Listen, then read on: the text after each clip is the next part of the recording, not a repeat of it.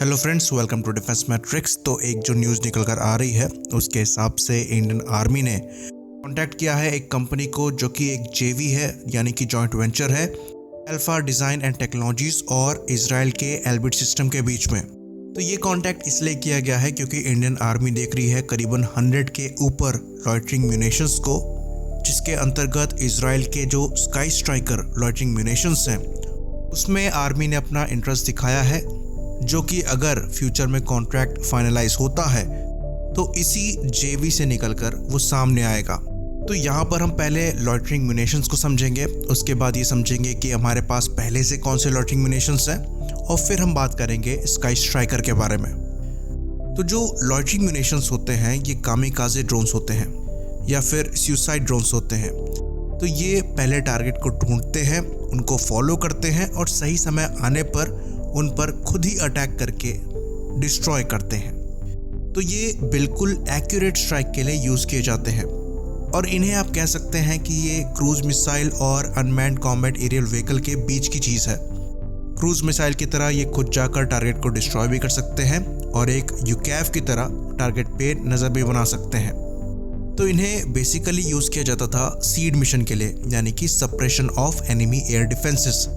तो जैसे कि एनिमी ने अगर कहीं पर अपने सैम साइट्स लगा रखी हैं जिनकी वजह से आप अपने एरियल ऑपरेशंस परफॉर्म नहीं कर पा रहे हैं, तो ये लॉइटरिंग म्यूनिशंस जो हैं वो उनको डिस्ट्रॉय कर सकते हैं इफ़ेक्टिवली ढूंढ कर। तो इनकी रेंज भी काफ़ी अच्छी खासी होती है, साथ में ये हवा में काफ़ी देर तक रह सकते हैं, तो सही मौके का इंतज़ार करके टारगेट को डिस्ट्रॉय कर सकते हैं।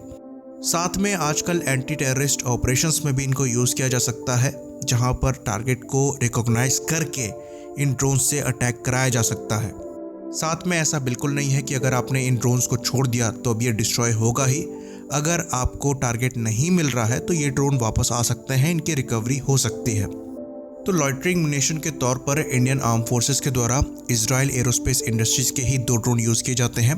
पहला जो है वो IAI हार्पी है, जो कि करीबन 500 किलोमीटर तक की रेंज देता है, और उसका एक मिनी वर्जन भी है जो कि 100 किलोमीटर तक की रेंज देता है और करीबन 2 घंटे तक हवा में रह सकता है। तो जो नॉर्मल वर्जन है हार्पी का वो करीबन 32 किलोग्राम का जो वॉरहेड है उसको कैरी कर सकता है, और जो मिनी हार्पी है वो करीबन 7.7 किलोग्राम के आसपास का जो वॉरहेड है उसको कैरी करने में सक्षम है। इसके ऊपर चले जाएँ तो इजरायली एरोस्पेस इंडस्ट्रीज का जो हेरोप है वो बड़ा ड्रोन है। रेंज भले ही उसकी 1000 किलोमीटर बताई जाती है, पर उस पर कंट्रोल आप 200 किलोमीटर तक ही कर सकते हैं, जो कि लाइन ऑफ साइट कंट्रोल पर आता है। तो इसका जो एंड्योरेंस है वो करीबन 9 घंटे का है और ये 23 किलोग्राम तक का वॉरहेड कैरी करने में सक्षम है। तो ये काफ़ी ज़्यादा कैपेबल ड्रोन है।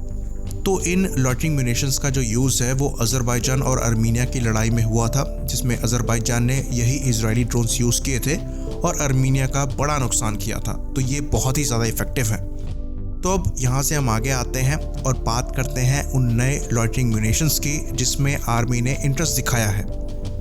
तो ये एल्बिट सिस्टम द्वारा बनाए जाते हैं और इनका नाम है स्काई स्ट्राइकर। कंपैरेटिवली अगर आप इसे किसी कैटेगरी में डालेंगे तो ये मिनी हार्पी की कैटेगरी में आएगा। ये करीबन 5 से 10 किलोग्राम का जो वॉरहेड है उसको कैरी कर सकता है और 2 घंटे तक हवा में रह सकता है। लेकिन इसमें जो खास बात है वो इसकी हाई स्पीड है। जो स्ट्राइकर है वो करीबन 20 किलोमीटर का जो डिस्टेंस है उसको खाली 10 मिनट के अंदर तय कर सकता है, और अगर इसकी फुल स्पीड को यूज़ किया जाए तो ये 20 किलोमीटर का जो डिस्टेंस है वो खाली 6.5 मिनट्स में ही कर सकता है। लेकिन उसमें जो लॉइटरिंग टाइम है वो खाली 15 मिनट्स का रह जाएगा।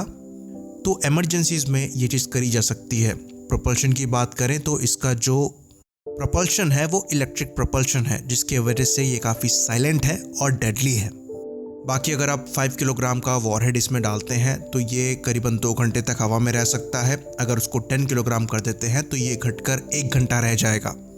स्ट्राइक कैपेबिलिटी की बात करें तो ये ऑटोनोमस नेविगेशन को यूज़ करते हुए लॉइटरिंग फेज में जा सकता है और अपने इलेक्ट्रो ऑप्टिकल सेंसर को यूज़ करके टारगेट को लॉक कर सकता है।